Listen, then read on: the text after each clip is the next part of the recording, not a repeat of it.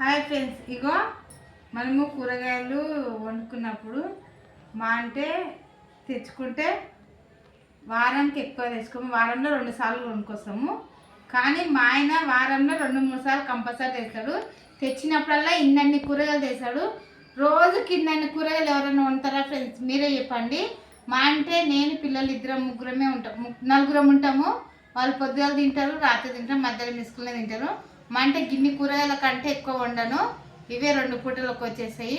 ఇక మిగిలిన కూరగాయలు అయితే అలా ఉంటాయి. ఇలా ఉన్నా కూడా మళ్ళీ 2 రోజులకు కొన్నాడు చేస్తాడు.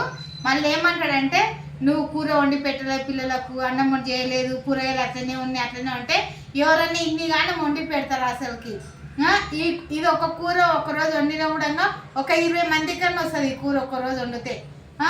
ఉన్నదే మేము 4. మా ఇంట్లో వచ్చే గొడవ మొత్తం కూరగాయల గురించి వస్తాయి.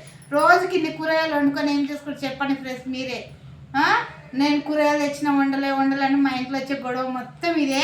ఇగో ఇవన్నీ తెచ్చిందా, ఇవన్నీ తెచ్చినవి, ఇవన్నీ ఎన్ని రోజులకు వస్తాయి? మా అంటే మా 4 కలిపి 2 వారాలు ఖచ్చితంగా వస్తాయి. ఇక మళ్ళీ ఈ 2 రోజులు రాగానే మళ్ళీ 4-5 రకాల మళ్ళీ నన్ను కూరగాయలు తెస్తాడు. ఇవి అయిపోక ముందుకే మళ్ళీ అవి తెస్తాడు.